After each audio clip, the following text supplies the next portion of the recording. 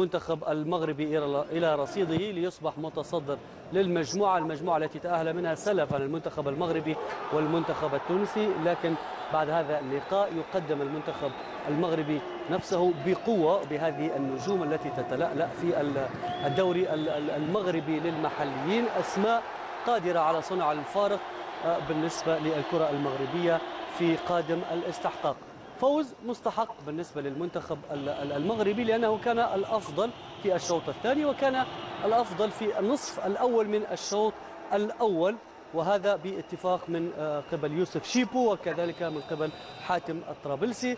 ربما المنتخب التونسي سنقف كثيرا عند اللاعب سعد بقير، هذه الموهبة التي نتمناها أن تأتي بقوة للكرة التونسية وللكرة العربية والأفريقية، ولما لا نشاهدها يوما من الأيام تداعب الساحرة المستديرة في الملاعب الأوروبية.